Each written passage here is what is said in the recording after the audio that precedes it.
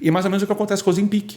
A gente também não sabe o uso indiscriminado do Ozempic. A gente tem um artigo recente agora de novembro de 2022, a crítica, que é um artigo retrospectivo, e todo artigo retrospectivo a gente não consegue fazer uma análise de causalidade direto, apesar de toda a revisão estatística que ele faz ser uma revisão estatística muito legal, uma metodologia legal, ele consegue trazer uma análise de risco um pouco mais precisa, mas eu não consigo determinar uma relação de causalidade direta.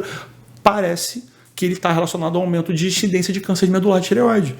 Isso. Caraca, câncer? Câncer medular de tireoide. Não, o Saxenda eu vi em relação a pancreatite. Eu tive uma cliente que acho que a cada 500 mil tem um caso de pancreatite. Ela foi sorteada. A gente viu nessa meta-análise do Saxenda que foi a crítica que foi patrocinada pela própria empresa, né, pela própria Nordisk, que é exatamente isso. A incidência de pancreatite ela era maior no grupo que não usava, porque a pancreatite pode ser pancreatite biliar, pode ser uma pancreatite por outra causa medicamentosa. A gente não conseguia botar essa realidade direta na culpa do Saxenda. Mas com o Ozempic, ainda tem um pouquinho de conta aí.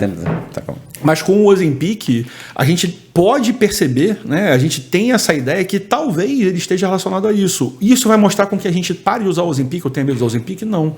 Talvez o grande ponto de mudança seja exatamente esse. Hoje o Ozempic ele é comprado e vendido indiscriminadamente. É que é sem receita. E é exatamente isso. Não é controlado. Não é controlado. E precisa ser. Você precisa passar no médico para saber o seguinte, vamos lá. Você tem um histórico de câncer de medular de tireoide? Deixa eu dosar aqui teus hormônios tireoidianos para saber se você tem um risco, você pode usar ou não. Então, o crivo médico, ele é importante por conta disso. Então, esse estudo está abrindo margem para a gente poder lançar outras dúvidas a respeito do Ozempic para saber se... Não que a gente vá parar de usar, eu acho que não. Uma baita de uma droga ele é fundamental no tratamento da obesidade. Mas hoje virou, bicho, balinha tic-tac. Todo mundo que quer emagrecer compra o Ozempic à torta direito na farmácia. É o que rola assim, a pessoa precisa perder 3, 4 quilos e aí vai lá e toma Ozempic. Pois é, bicho, é bizarro isso. Então, são essas pessoas que a gente não sabe o risco que pode ter.